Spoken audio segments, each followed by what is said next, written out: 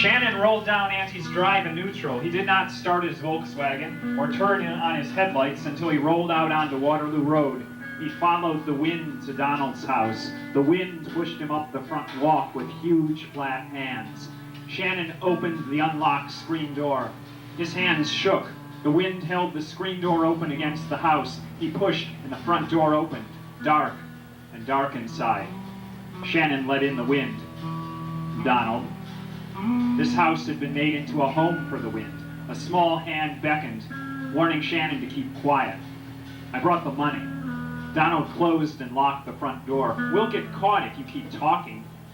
Donald snuck Matt O'Donnelly up to his bedroom. Donald bounced down on the foot of the bed. Shannon saw magic in the shadow the boy cast on his bedroom wall. You should look sometimes into the stains of walls. You may find wonderful ideas. Huh? Leonardo. Listen, faggot, we're not here to play games. Leonardo liked to play games with boys. He played the game in the behind with Salai. Let me see the money. Just wait and see, Bruce. Just wait until I undress. One good show deserves another, the motto of a generous heart. You don't want me to make my escape without a peek at the naked faggot.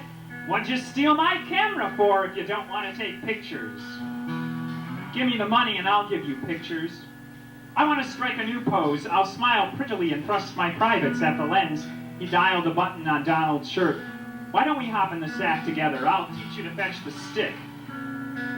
Donald bashed him. Don't touch me, faggot. Shannon tore off his own black shirt. I'm going to get naked and ride you to heaven and to hell. He tossed the first plug of dollars at the ceiling, and the chief priest took the silver pieces that Judas had thrown into the temple and said, we may not lawfully put this money in the treasury, for this is the price of blood. He threw the second fistful at the window. 20s and 50s and $100 bills fluttered across the carpet in the bed. Shannon twisted off his jeans and his underpants, crippling himself to tug off his boots. Give me those pictures, Bruce. He chased Donald around the bed. He beat him with a pillow until the pillow exploded. Feathers everywhere. I'll fuck you if you don't, I'll fuck you if you do. He caught Donald and slammed him down on the bed, leaping aboard. Shannon clawed him, ripping open his shirt. He felt deliciously warm on top of the boy. Donald squirmed, but he couldn't get free. He wrestled one arm out from under Matt O'Donnelly. He twisted his elbow and swung the stolen camera out from under the bed. Here, take the camera. Shannon caught the strap before the camera hit him in the nose. Keep the camera, I want those pictures. The pictures are here. Shannon touched his lens with a long white finger. In the camera. Shannon made a fist around the lens. You didn't process the film.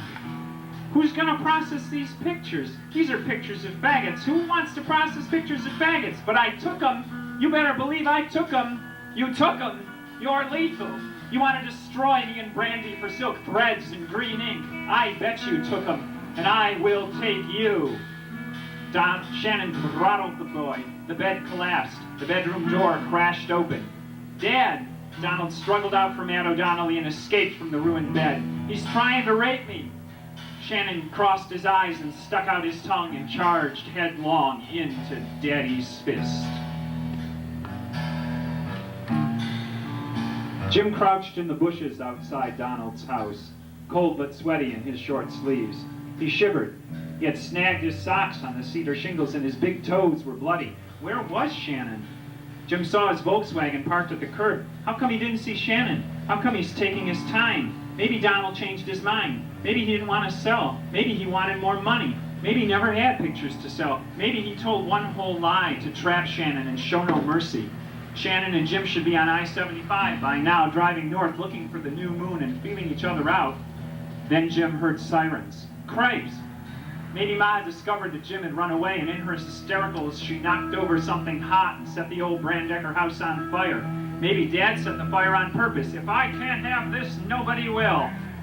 Porch lights went on, first Donald's, then across the street, and next door. Jim crouched lower in the shrubbery. Maybe Donald and his parents would catch Jim in their bushes. They would make him use the telephone to tell lies to Ma and Dad. Ma would chain Jim into the bed with no clothes on and feed him protein supplements in suppositories. They'd paint his bedroom windows black and lie to him. telling him Shannon had died along with the sun.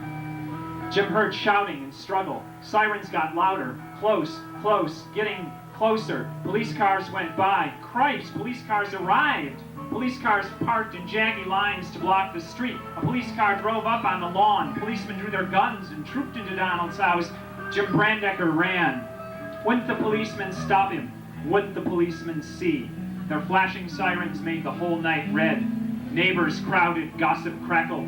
Donald's dad came out of Donald's front door, followed by two policemen dragging somebody between them. Cripes on a hillock, Jim Brandecker ran. Shannon, Shannon, Shannon! A policeman grabbed Jim and tossed Jim into the crowd, as if Jim had come out of the crowd. 4 policemen led Shannon from Donald's house, his hands cuffed behind him, his hair black as a mutinous river, nothing on but his ratty jeans, his other clothes bundled under his arm, his jeans hung low, giving Jim a stiffy. Shannon. But something worse than policemen had captured Shannon. I love you all.